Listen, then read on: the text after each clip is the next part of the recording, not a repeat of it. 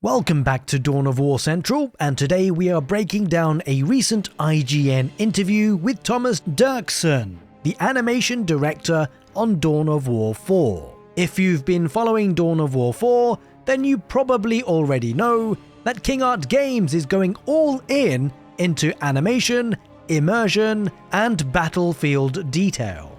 And after hearing from Derekson about what they are building, it's pretty clear that they are not just trying to make Dawn of War 4 bigger, but they are trying to make it feel more alive. Interestingly, Derekson starts by reflecting on the original Dawn of War and how it pulled him into the 40k universe. He talked about how back then, he didn't know anything about Games Workshop or the setting, but the moment he started equipping squads, upgrading units, adding sergeants, something clicked. These weren't just disposable RTS units anymore, they felt personal.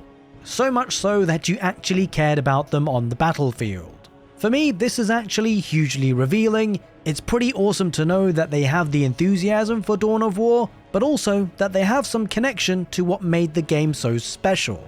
Many RTS games out there these days don't really get you invested. Dawn of War, however, certainly did. And what's exciting is that the developers are recognizing this, and so then hopefully will be implementing the same sort of attitude to Dawn of War 4. And then he also makes mention about the moments that made Dawn of War absolutely legendary, a lot of the sync kills for example, like the Dreadnought grabbing an orc and crushing it in its hand. He described it as something that he'd never seen in a game before, watching something that used to only exist in your imagination actually happening in real time. I gotta say, I actually got into Dawn of War with the Definitive Edition, which is only maybe 12 months ago? And I've played a lot of RTS games, and I have to agree, like sync kills is something I haven't really seen all that often. I mean, it doesn't exist in many of the, I guess, super popular RTS games, Red Alert, StarCraft, Age of Empires, none of them have sync kills. For me, it's actually part of the magic of Dawn of War. The sense that the 40k universe isn't just being represented by pieces, it's actually being brought to life, being fought out in real time.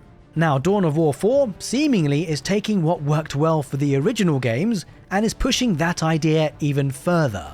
Synced kill animations have always been a part of the series, well, to a more or lesser degree, but this time they are not about flashy finishes. Derekson explains that in Dawn of War 4, whenever two units engage in melee mode, their animations can be generated procedurally based on their size, weight, and strength. Essentially, the animations are being developed in real time rather than preset. Also, it's not just the killing blow that is being synced anymore, it's the entire melee fight. I gotta say, it must be a huge endeavor to code something like this, it's absolutely phenomenal, but they call this system the Combat Director, because instead of units just playing independent attack animations, every action has a counterpart, so units should in theory be reacting to each other. It's designed so that the combat feels like a physical struggle between two entities, not just numbers being crunched in the background. And for me, that is a huge part of Dawn of War. It's an incredibly unique system, and Dawn of War 4 is taking what previously worked and supercharging it. It's not just about making things cooler, it's about making every skirmish feel grounded, believable, unique, even when the battlefield is packed with units. Now of course, this is Warhammer 40k, you are not dealing with evenly matched armies. You've got everything from tiny little Gretchens to massive dreadnoughts. So how can a system like this even work across such extreme size differences? Well, according to Derekson, the team uses something that they call power levels.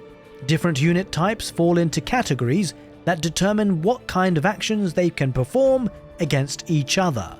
Some levels overlap and some don't. I mean, ultimately, a Gretchen isn't going to fight a dreadnought the same way that another dreadnought would. Instead, smaller units have their own action sets, large units have theirs, and certain matchups unlock unique interactions. Now, if you're anything like me, we're going to be keeping a close eye on those, and what's so special about it is I don't know if we're ever going to have a full database of animations. Everything is going to look so fresh every time we play the game. I guess ultimately there will be a ceiling, If you played the game enough, then you probably will eventually reach a cap of total animations, but I mean, I think you'd have to play the game for absolutely ages.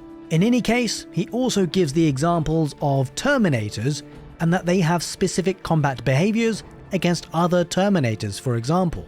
Dreadnoughts have their own brutal exchanges with other heavy units, meanwhile the tiny little Gretchens mostly fight other small units. Or they could get tossed around when something enormous shows up. It's all apparently designed to keep combat looking believable without breaking the fantasy of the scale that defines 40k.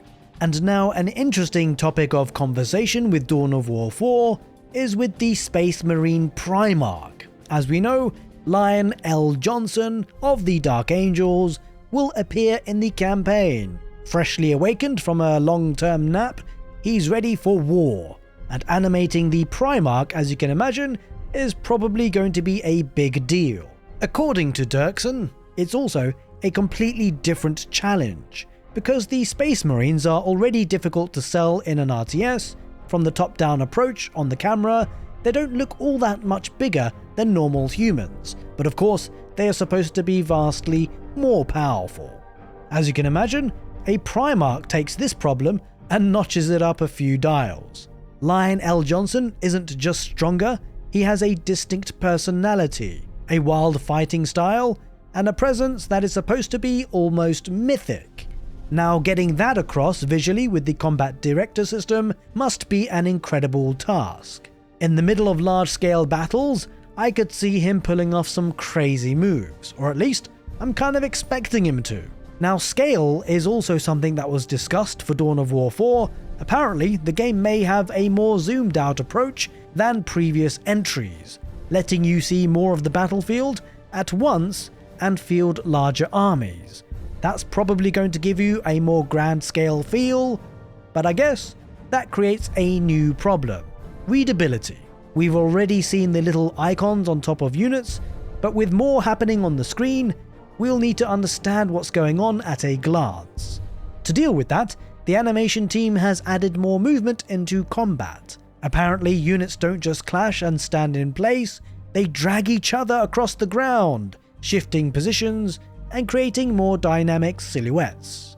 Now, apparently it's not just only combat that's getting this treatment, even base building is being used to express faction identity. So orcs, for example, don't carefully construct their buildings, oh no, they drop them from orbit as massive piles of junk that crash into the ground and somehow become functional structures. Well, it's part of the fun. Derekson said that the team focused on physicality, for example, how heavy it should feel, how fast it should fall, and what kind of impact it should have. From there, he expanded the philosophy of other factions as well. Space Marine structures are deployed with precision and intent. Adeptus Mechanicus buildings assemble neatly, clicking into place in a way that is the total opposite of Orc chaos. So with this, each faction doesn't just look different, it behaves differently also, even in how it builds. Now, toward the end of the interview, Derekson talks about just how massive this project has been. He admits the team underestimated just how much work that this system would take. To be honest, I guess most projects have this happen, like people embark on a project, look to achieve something big, and then realize how big it really is. But the great thing is, they've said that they've been pushing themselves, and I hope that it's going to be worth it. He does describe a moment actually where he witnessed a Blade Guard group fighting a group of orcs, and he noticed something unexpected. One of the Blade Guards reacted to the enemy coming in from behind. Another was cutting down attackers from the side. The units weren't just running through animations, they appeared aware of their surroundings, almost intelligent.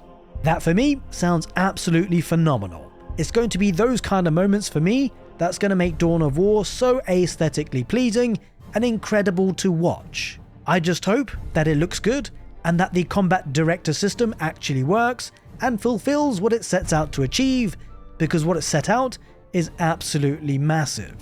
But this is probably the time that I want to hear from you guys. Do you think that this new combat director system is going to fundamentally change how RTS combat feels?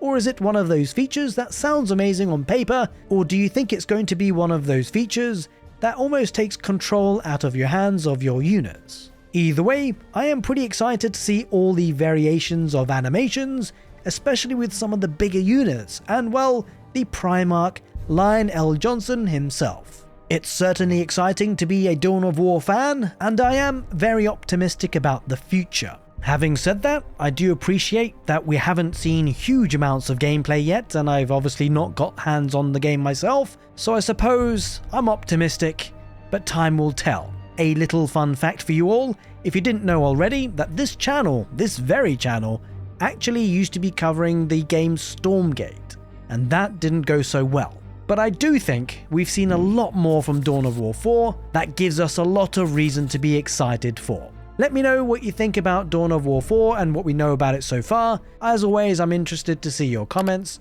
But until the next video, take care and see you next time.